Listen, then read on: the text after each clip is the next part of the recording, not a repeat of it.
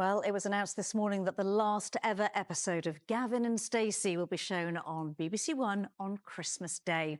Writers Ruth Jones and James Corden say they've finished the script for the finale. Well, our reporter Eleanor Rice is back where it all began in Barry for us. Ellie.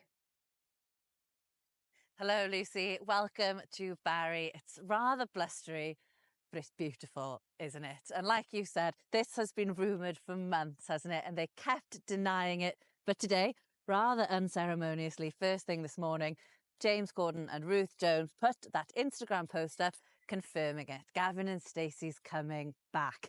I've spent the day down on the island at some places you might recognise, finding out what people here think. It's everywhere you look. T-shirts, magnets, even sticks of rock. Barry Island cannot escape Gavin and Stacey. Outside Marco's Cafe today, where Stacey worked in the series, alongside the locals were holidaymakers from Lincolnshire and the Midlands. Hey Bryn, what's occurring? They left it on a bit of a cliffhanger, so we get to find out what happens. A lot of people, including myself, are anxious to find out. I think it'd die off eventually, but I think year by year it's just popular. So you're happy to see the news? I'm happy to hear the news. So this is where it all began, 47 Trinity Street, Stacey and Gwen's house. It's also where the last episode ended, with Nessa down on one knee proposing to Smithy. Producers wanted to set the show here. They loved the view. Over to the right of me, it's a gorgeous view of the sea. They wrote to every house on the street, but it was Glenda's that they settled on. Could you talk me through some of the stuff that you've got here? This one I had off of Jones and Smithy. It's a signed autograph. Glenda's had almost 30,000 people through the door here to have a nose around the West's house over the past 11 years. The first year, I had so many people knocking on the door.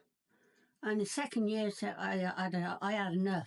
Then it just opened the door and just let anybody in. The Australian people, they're my biggest fans.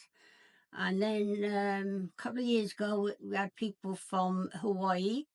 And it's not only Glenda's life, it's changed. Kaz has been a Nessa impersonator for 5 years. My life has been turned upside down. I can't walk down the street without people screaming, "All right, Ness, what's I get it?" I literally have people knocking my front door to speak to me. It's mental. It's incredible.